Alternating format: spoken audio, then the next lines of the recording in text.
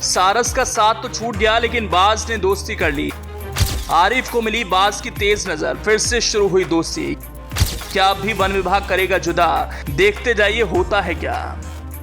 आरिफ और सारस की दोस्ती तो आपको याद होगी, लेकिन अब आरिफ को नया दोस्त मिल गया। इस बार आरिफ को ऐसा दोस्त मिला जिससे लोग दूर दूर तक भागते फिरते हैं, लेकिन आरिफ ने उसको अपना दोस्त बना लिया। आरिफ का दोस्त इतना शक्तिशाली है कि वो करीब 6 किलो का वजन उठाकर आसमान में बादलों को छूकर जा सकता है। 320 किलोमीटर प्रति घंटे की रफ्तार से उड़ान भर सकता है। वो हमेशा आसमान में अकेला उड़ता है। वो झुंड में नहीं उड़ता और उसे झुंड में रहने की आदत भी नहीं, और लोग भागते भी हैं, लेकिन अब वो आरिफ का दोस्त बन गया। झुंड में रहने आया और लोगों के बीच रह भी रहा है। शक्तिशाली पंजे, खूंखार चेहरा और पंख ऐसे जैसे लोहे की चादर लगी हो, और पक्षियों से अलग, ताकत से भरा हुआ। अभी कुछ महीने पहले सारस और आरिफ की दोस्ती की चर्चा थी। आरिफ जहां जहां जाता सारस वहां वहां आ जाता था। आरिफ और सारस के कई वीडियो भी लोग पसंद करने लगे और इस दोस्ती की मिसाल देने लगे थे। लेकिन फिर जो आरिफ के साथ हुआ वो हम आपको बताएंगे, लेकिन उससे पहले आपको बताते हैं आरिफ को एक बार फिर से नया दोस्त कौन मिला जो आरिफ के साथ रह रहा है, जिसकी ताकत को देखने के लिए लोग दूर दूर से आ रहे हैं। और वो आरिफ के घर पास और आरिफ के बुलाने पर आता है और फिर चला जाता है। बाज दुनिया का सबसे ताकतवर पक्षी है। आसमान में अकेलेपन में उड़ान भरने वाले बाज ने अब आरिफ से दोस्ती कर ली है। आरिफ को बाज खूब पसंद आ रहा है।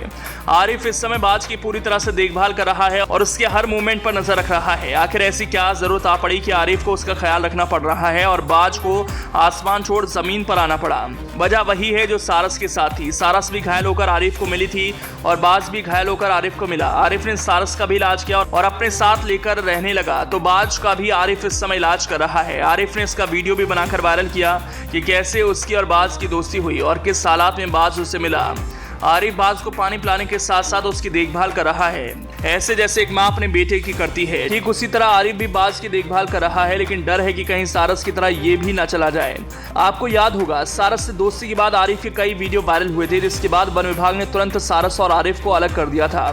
इस दोस्ती की चर्चा सोशल मीडिया पर खूब होती रही। इस दोस्ती पर सियासत भी खूब हुई। अखिलेश यादव समेत तमाम विपक्षी नेता सारस को आरिफ को देने की बात कहने लगे थे, लेकिन सरकार की ओर से ऐसा रवैया नहीं दिखाया गया। आखिरकार सारस को कानपुर के चिड़ियाघर में बंद कर दिया गया। सारस का साथ तो छूट गया, लेकिन अब बाज ने आरिफ के साथ दोस्ती कर ली। बाज आरिफ के साथ ही रह रहा है। चर्चा है कि कहीं बाज को भी आरिफ से अलग ना कर दिया जाए, क्योंकि वन विभाग कभी भी कोई एक्शन ले सकता है। लेकिन एक सवाल है जो सबको सोचना चाहिए, सारस हो या फिर बाज, आरिफ से दोस्ती यूं ही किसी से कोई नहीं कर लेता। पक्षियों के प्रति आरिफ की लगन काबिले तारीफ है।